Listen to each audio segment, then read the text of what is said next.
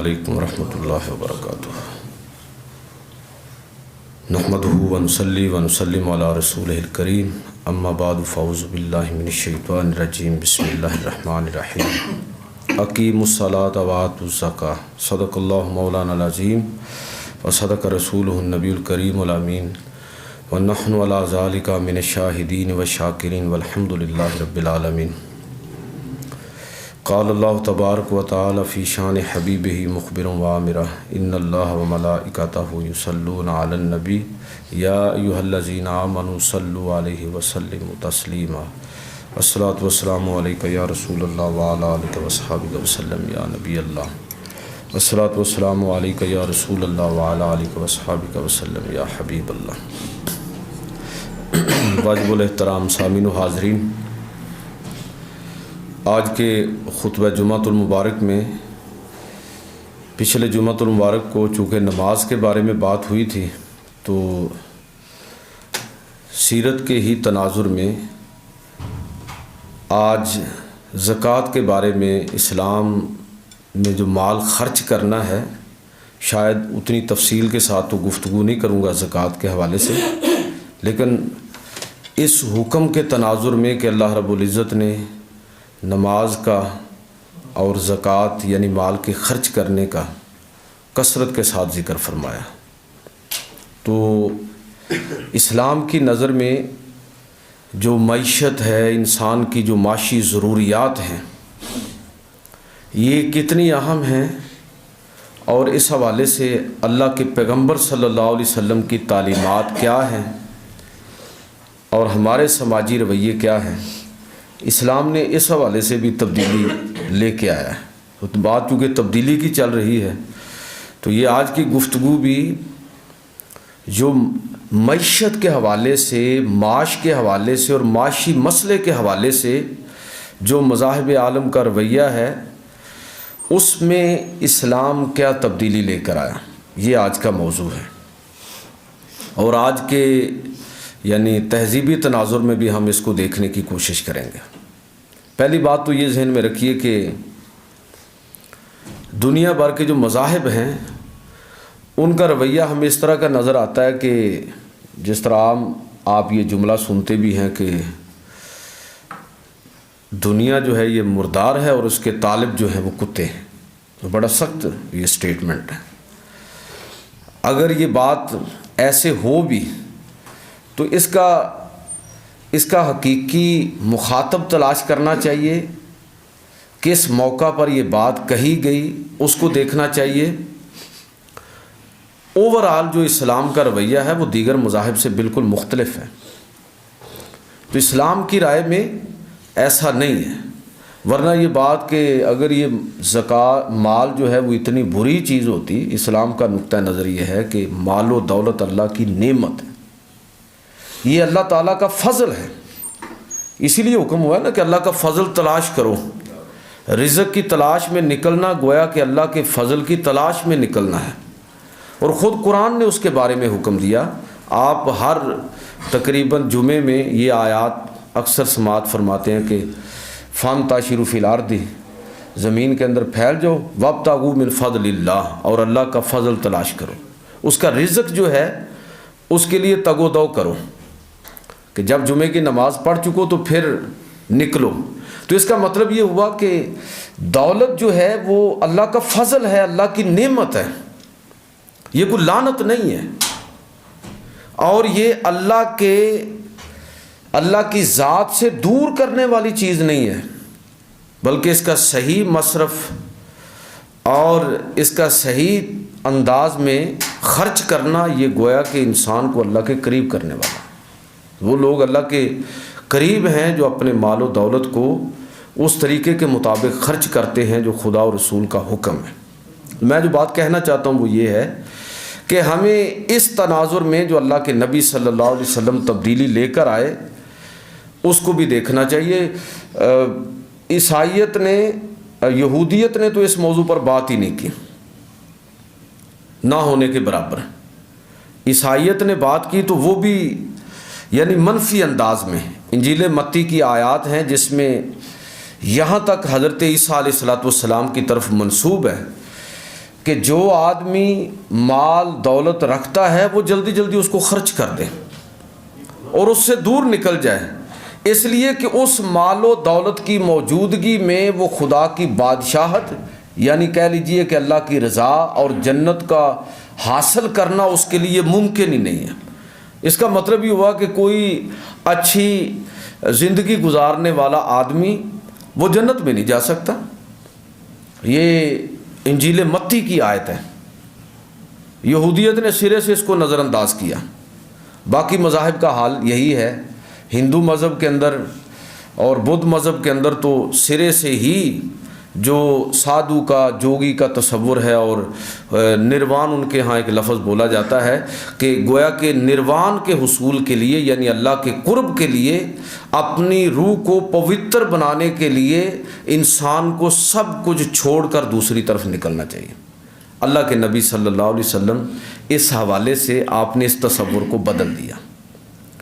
آپ صلی اللہ علیہ وسلم نے مال و دولت کو لعنت قرار نہیں دیا، بلکہ اس کو خدا کا فضل اور اللہ کی نعمت قرار دیا، اور آپ کی تعلیمات کا خلاصہ یہ ہے کہ یہ مال و دولت انسان کی روحانی ترقی کی راہ میں رکاوٹ نہیں ہے، بلکہ اس کی روحانی ترقی کا ایک ذریعہ ہے۔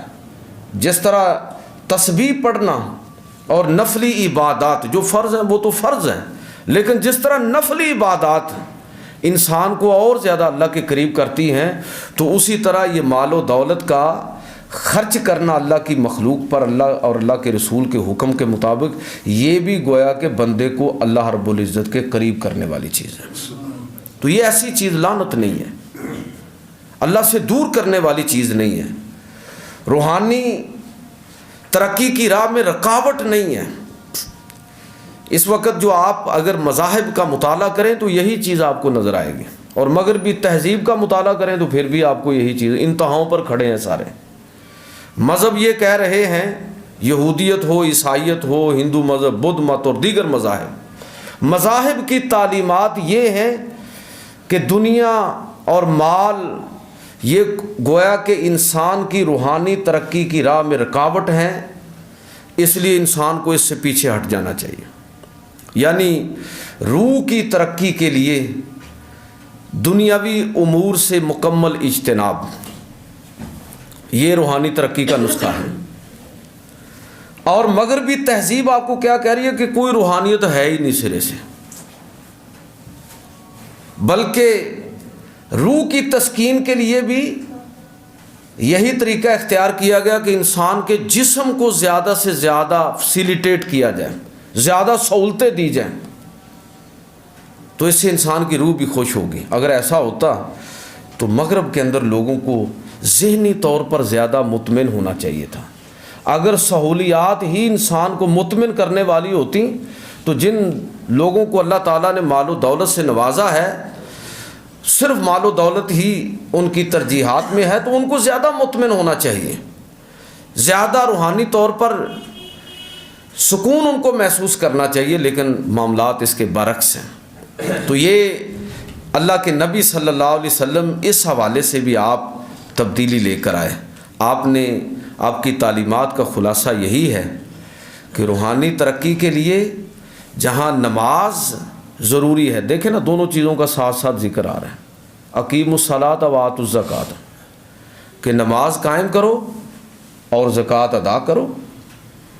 اور زکوٰۃ، یہ بات بھی ذہن میں رکھیے کہ زکوٰۃ سے مراد صرف صدقہ واجبہ نہیں ہے جو پورا سال گزرنے کے بعد انسان پر لازم ہوتا ہے، وہ تو ہے، وہ بھی شامل ہے۔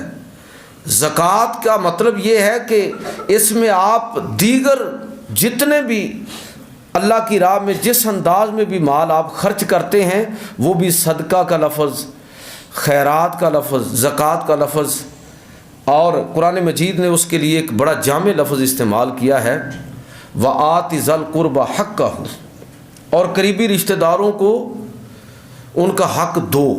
یہ آیت جو ہے یہ مکی دور کے اندر نازل ہوئی، زکوٰۃ مدنی دور کے اندر فرض ہوئی ہے، بلکہ اس کا صحیح نفاذ جا کے 8-9 ہجری کے اندر جا کے ہوا۔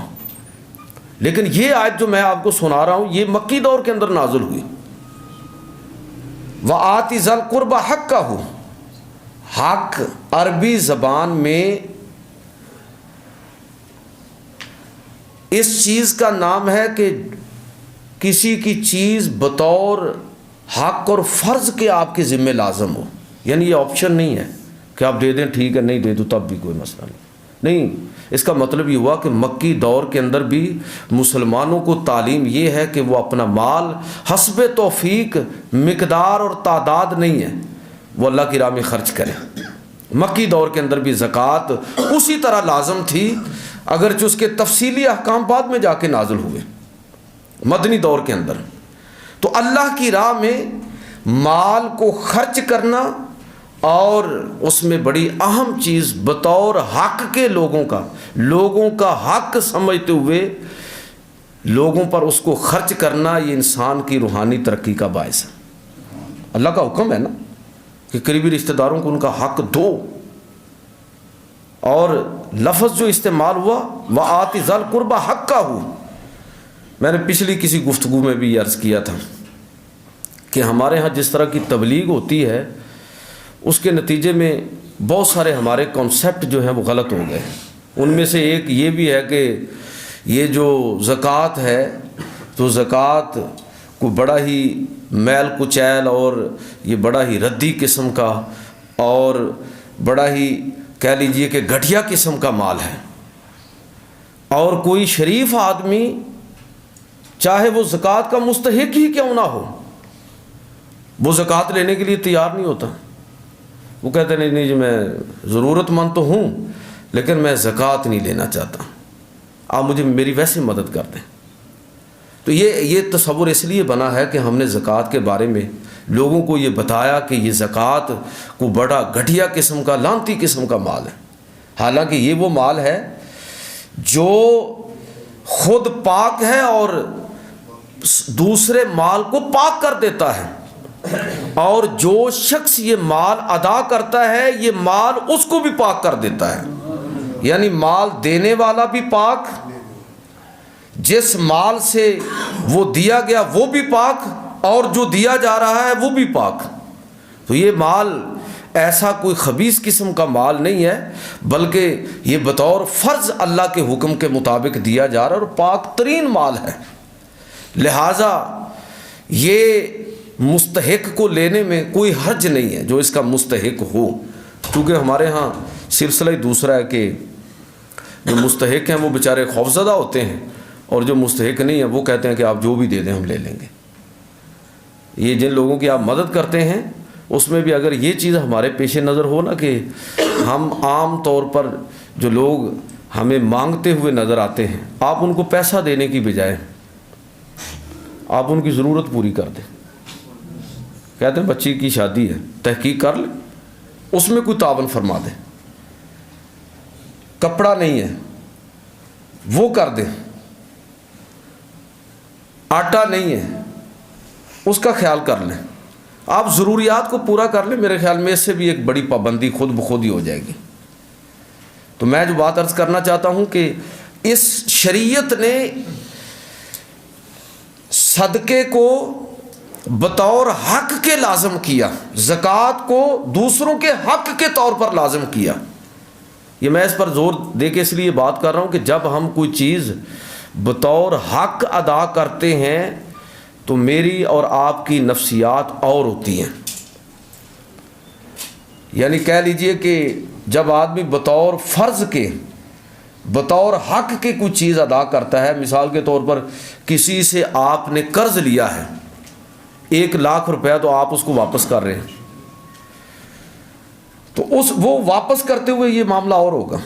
لیکن اگر آپ اس 1,00,000 کو ادا کرنے کے ساتھ کچھ تحائف بھی دے دیتے ہیں ساتھ شکریہ کے طور پر، تو وہ جو آپ زائد دے رہے ہیں وہ بطور آپ احسان جو دے رہے ہیں اس کو ادا کرتے ہوئے آپ کی نفسیات اور ہوگی. اور اگر انسان کسی کا حق، ہم صدقے کو حق کو خیرات کے معنی میں لیتے ہیں. خیرات کا مطلب یہ ہوتا ہے کہ میں اور آپ دوسرے آدمی کو اپنا احسان مند بنانے کے جذبے کے ساتھ اور اس نفسیات کے ساتھ اس کو دے رہے ہیں۔ اسلام یہ نہیں چاہتا، اسلام یہ نہیں چاہتا۔ اسلام یہ چاہتا ہے کہ آپ دوسرے کی مدد کریں، لیکن اس کو اپنا احسان مند کرنے کے لیے نہیں، بلکہ اس کا حق سمجھتے ہوئے آپ ادا کریں، اور اس پر اجر و ثواب کی جو توقع ہے وہ اللہ تعالیٰ سے کیجیے۔ اور اللہ تعالیٰ نے اعلان کر رکھا ہے کہ حل جزاء احسان الا الاحسان، کہ احسان کا بدلہ احسان ہے اللہ تعالیٰ کے ہاں، اور دنیا کے اندر بھی اللہ رب العزت اسی انداز میں انسان کے ساتھ معاملہ فرماتا ہے۔ لہٰذا یہ میں بات عرض کرنا چاہتا ہوں کہ ہمیں دوسروں کی مدد اس ذہن کے ساتھ اور اس مائنڈ سیٹ کے ساتھ کرنی چاہیے کہ میں اس کو اپنا ممنون احسان کرنے کے لیے نہیں، کہ اب ساری زندگی اس کی نگاہیں میرے سامنے اور اس کا سر میرے سامنے جھکا رہے، اس لیے نہیں اس کی مدد کر رہا۔ نیکی کرے اور دریا میں ڈال، بھول جائیے۔ ہم لوگوں پر احسان کر کے پھر چونکہ توقعات اللہ کی بجائے لوگوں سے باندھتے ہیں، بعد میں پریشان ہو جاتے ہیں کہ میں نے اس پر یہ احسان کیا، میں نے اس پر یہ احسان کیا۔ بندہ بڑا کمزور ہے، لیکن اللہ تعالیٰ نے مرد مومن کی اور مسلمان کی تربیت یہ کی ہے کہ وہ اس ذہن کے ساتھ دوسرے کی مدد کرے۔ تو میں نے یہ عرض کرنا چاہتا ہوں کہ اس پر بڑا زور دیا بطور حق، یہ لفظ حق کے طور پر آپ دیجئے دوسروں کو، مکی دور کے اندر بھی مدنی دور کے اندر بھی لازم قرار دیا کہ آپ اپنے مال میں سے جو حق لازم ہے اس کے علاوہ بھی آپ کیجئے۔ میں نے عرض کیا نا زکوٰۃ تو مدنی دور میں جا کے فرض ہوئی، لیکن یہ جو آیت میں نے آپ کے سامنے پڑھی یہ مکی دور کی ہے، ابھی زکوٰۃ فرض ہی نہیں ہوئی۔ تو وہاں پر کہا جا رہا ہے کہ وَآتِ ذَا الْقُرْبَ حَقَّهُ، اور اپنے قریبی رشتہ داروں کو ان کا حق دو۔ یعنی گویا کہ اس دور میں بھی جب زکوٰۃ لازم نہیں ہے، مسلمانوں کو ہدایت یہ کی گئی کہ وہ اپنے مال میں سے دوسروں کا حصہ جو ہے اس کو لازم سمجھیں اور بطور حق کے دوسروں پر اس کو خرچ کریں کہ یہ ان کا حق ہے، اللہ کا فرض ہے، اور ان دوسرے لوگوں کا، گرد و نواح کے رہنے والوں کا، عزیز و اقارب کا، ضرورت مندوں کا یہ حق ہے۔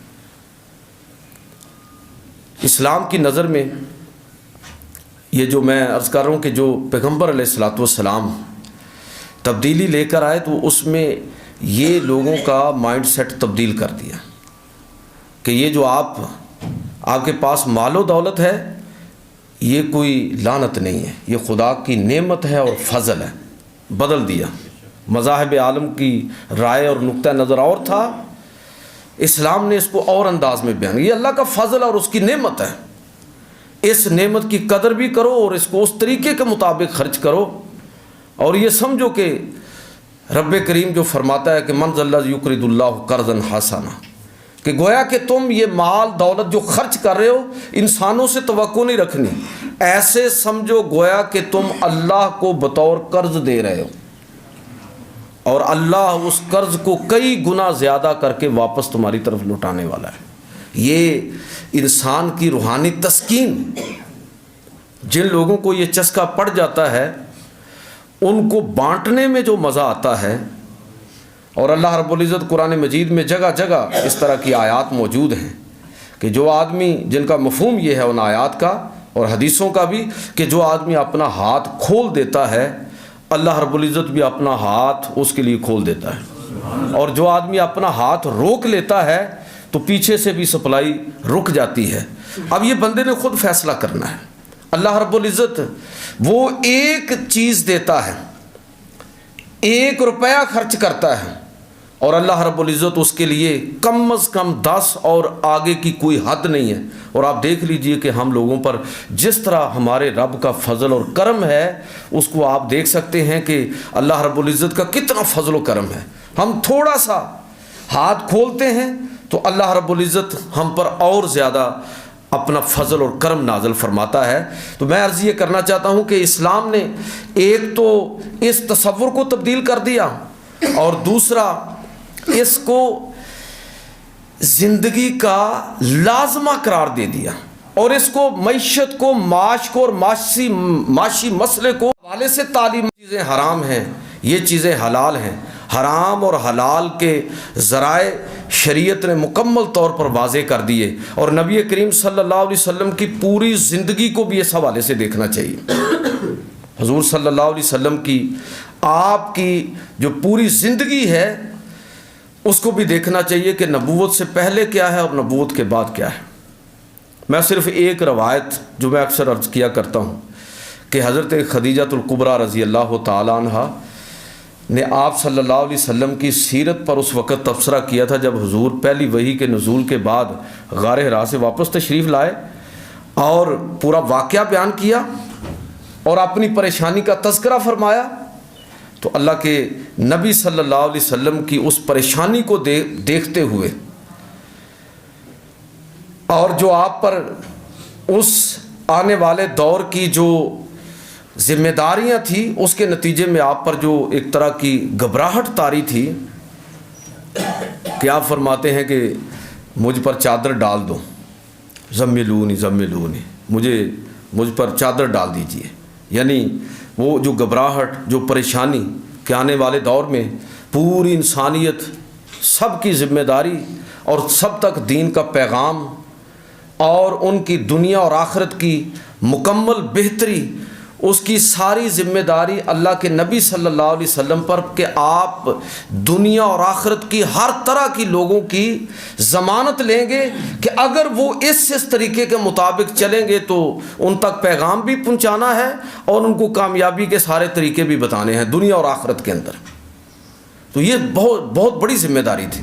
اللہ کے نبی صلی اللہ علیہ وسلم اس ذمہ داری کے بوجھ کو محسوس کرتے ہوئے جب پریشان ہوئے تو اس وقت حضرت خدیجۃ الکبریٰ رضی اللہ تعالیٰ عنہ نے آپ صلی اللہ علیہ وسلم کو حوصلہ دینے کے لیے جن الفاظ کا چناؤ فرمایا وہ آپ ذرا سماعت فرمائیں۔ واللہ کلا واللہ لا یخزیک اللہ ابدا، ہرگز نہیں، خدا کی قسم آپ کبھی ناکام نہیں ہوں گے، اللہ رب العزت آپ کو ناکام نہیں کرے گا۔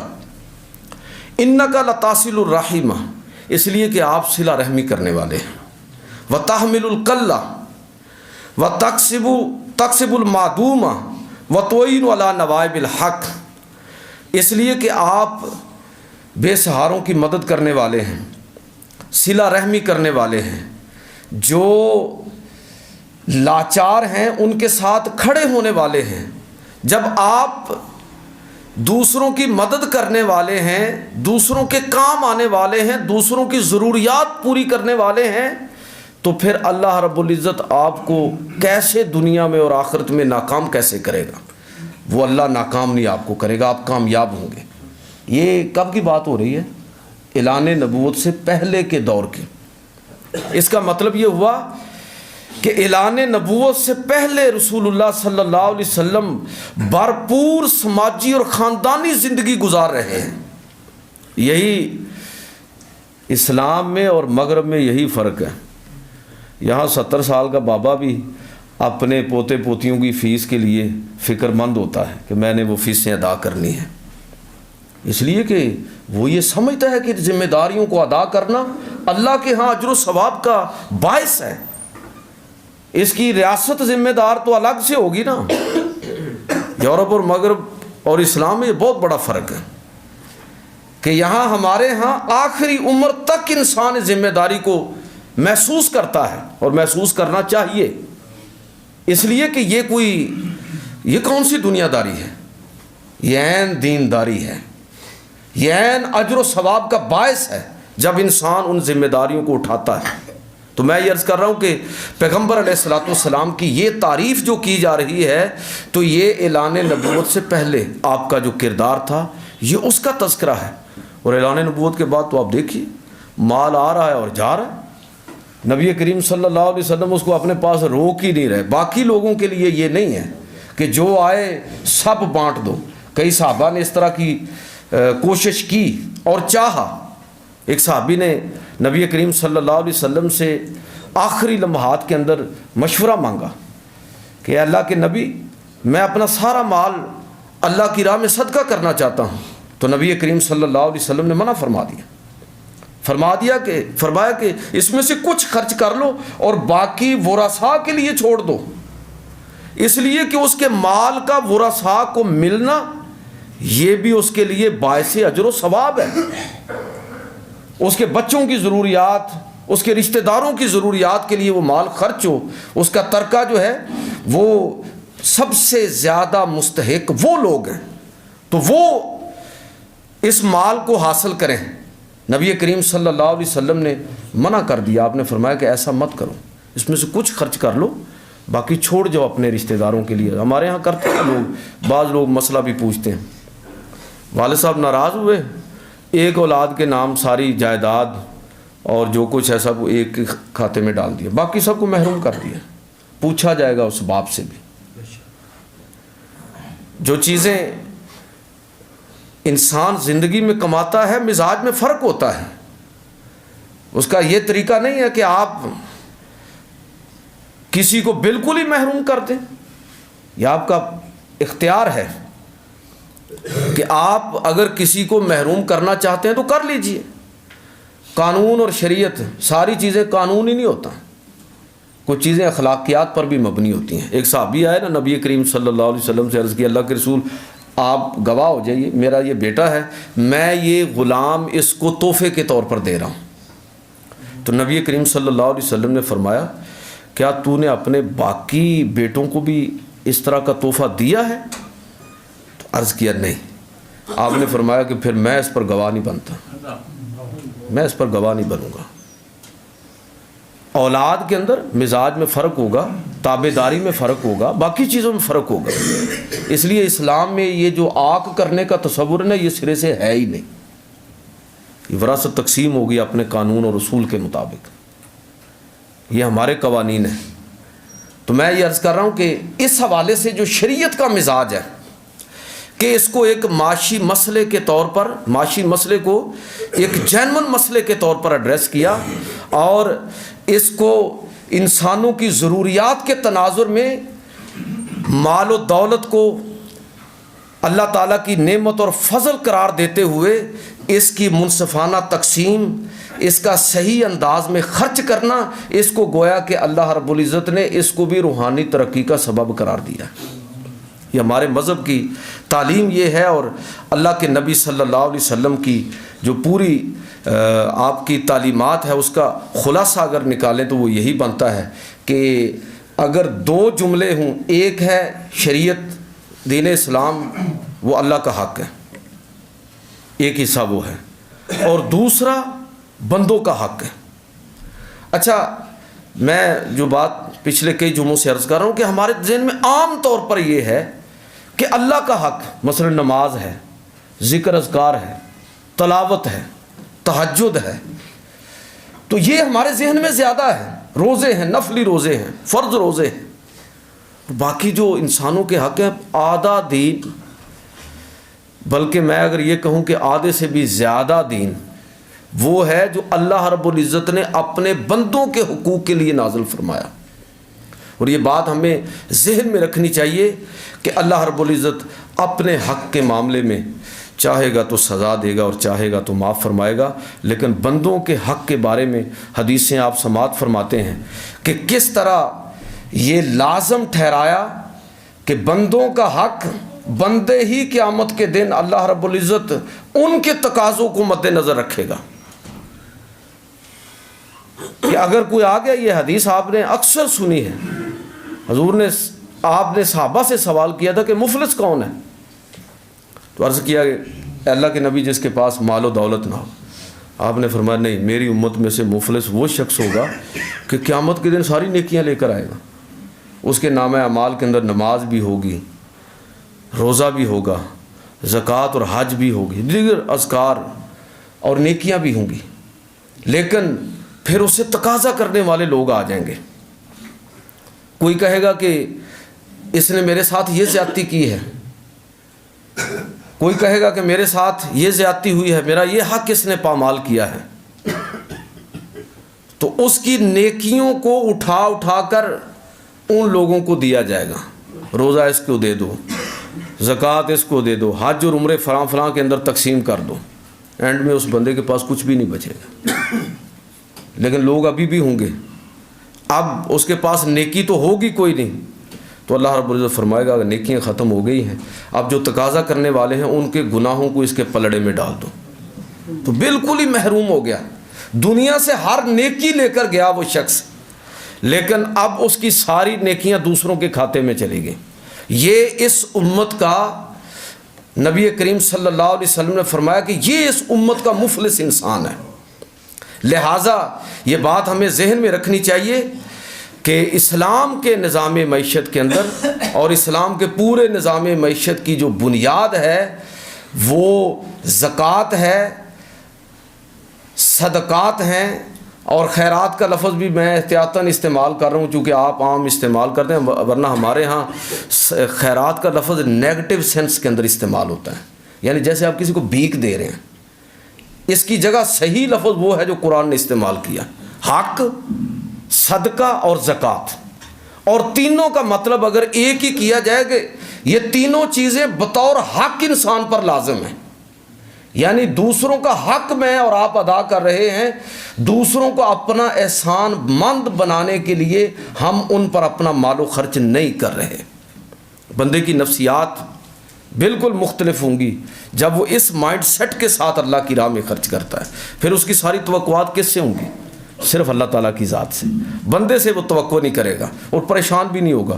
کوئی اس کے احسان کے بدلے میں اس کے ساتھ احسان کرے تو اس کی مہربانی, اگر وہ نہیں بھی کرتا تو نہ صحیح, اس لیے کہ اس نے اللہ سے سودا کر لیا ہے, اللہ کے ساتھ معاملہ طے کیا ہوا ہے. اسے کوئی پریشانی نہیں ہے کہ اگر اس کے احسان اور نیکی کے بدلے میں کوئی اس کے ساتھ نیکی کرتا ہے تو ٹھیک ہے, نہیں بھی کرتا تو اس کو اس سے کوئی پرواہ نہیں.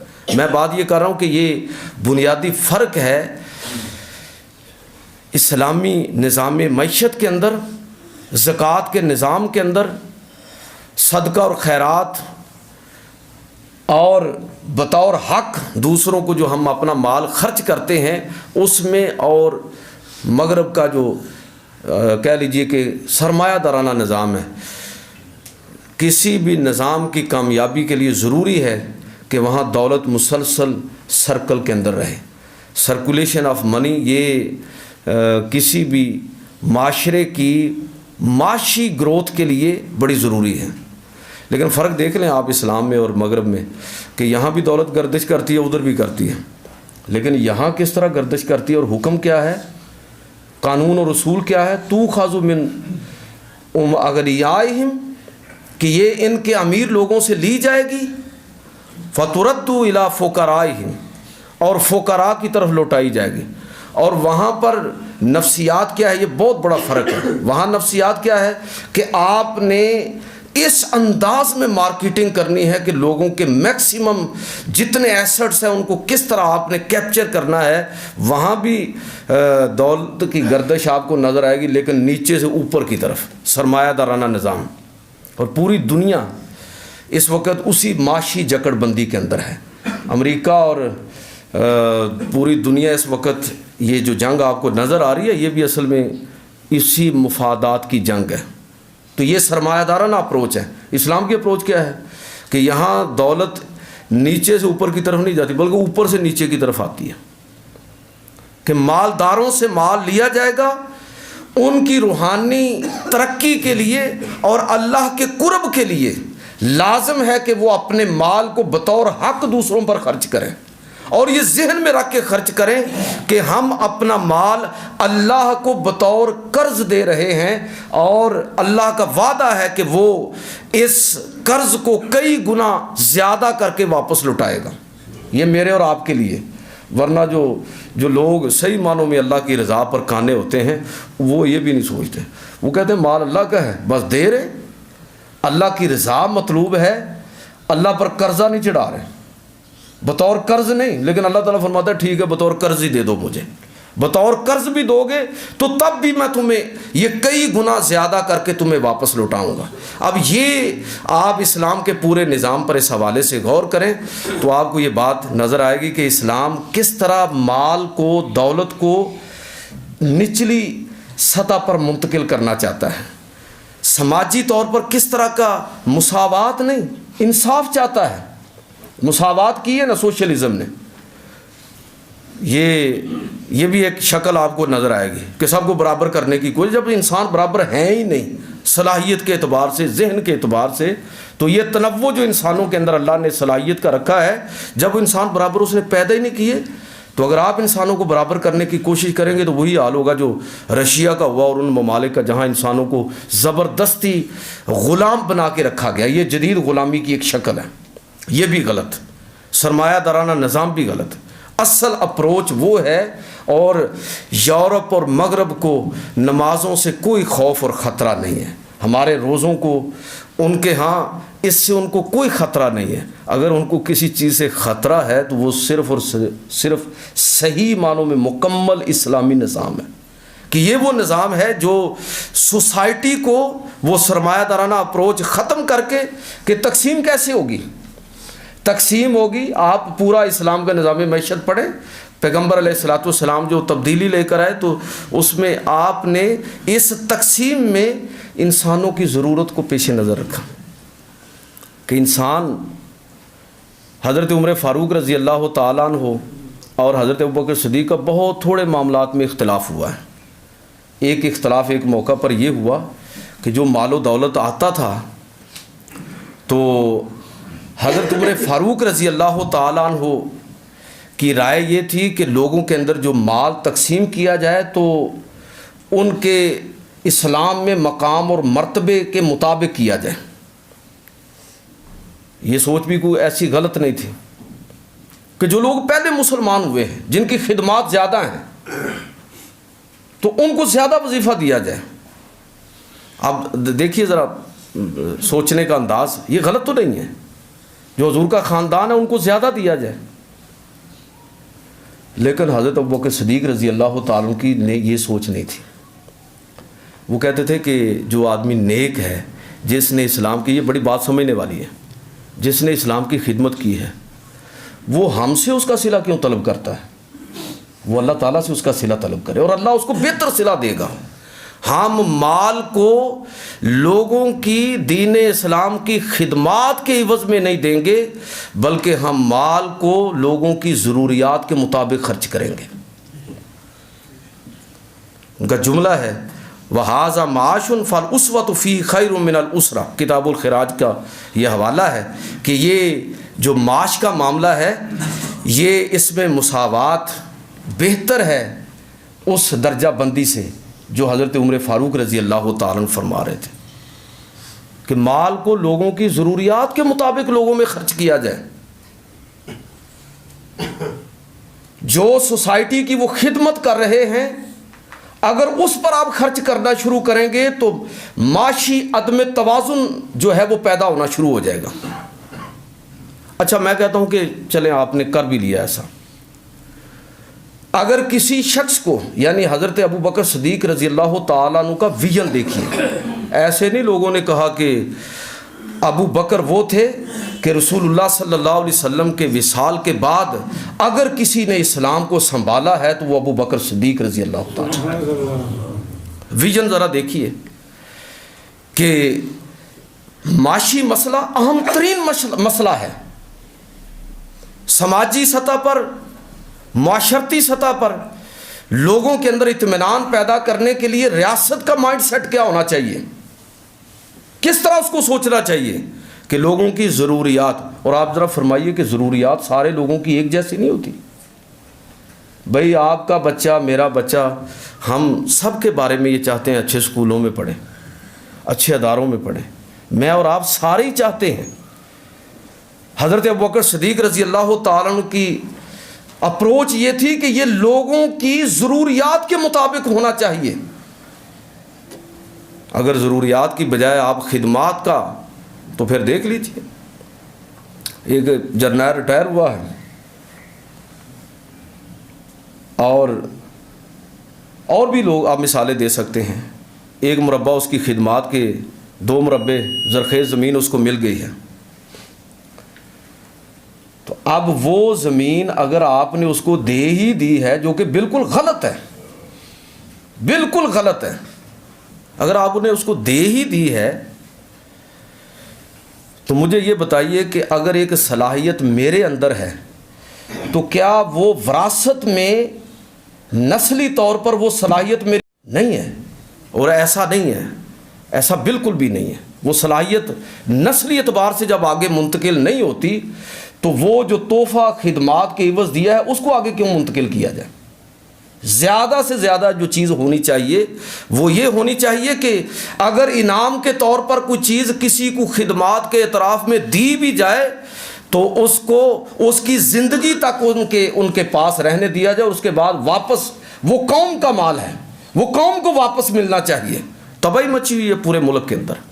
حضرت عمر فاروق رضی اللہ تعالیٰ عنہ نے عراق کی زمینوں کو تقسیم کرتے ہوئے جب مجاہدین نے کہا کہ یہ ہمارے اندر تقسیم کر دیں، ہم نے لڑ کر حاصل کی ہیں، کفار کو شکست دی ہے، دنیا کی سپر طاقت کو ناکو چنے چبوائے ہیں، یہ آج کا ایران، تو ہم نے ان کو شکست دی ہے فارس کو، تو یہ زمینیں ہمارے اندر بانٹ دی جائیں۔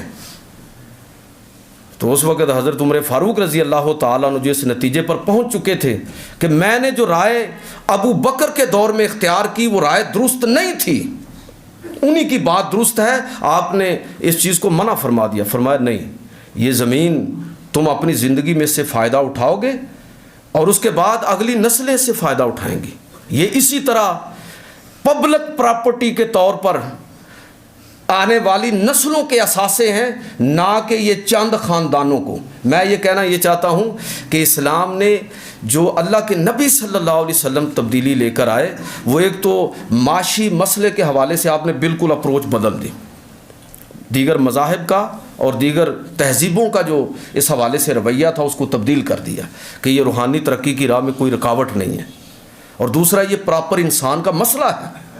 یہاں تک حضور نے فرمایا کہ قاد الفقر ان یکون کفرا، لوگوں کے معاشی مسائل کو نظر انداز کرو گے تو خطرہ ہے کہ وہ کہیں ایمان کی دولت سے محروم نہ ہو جائے۔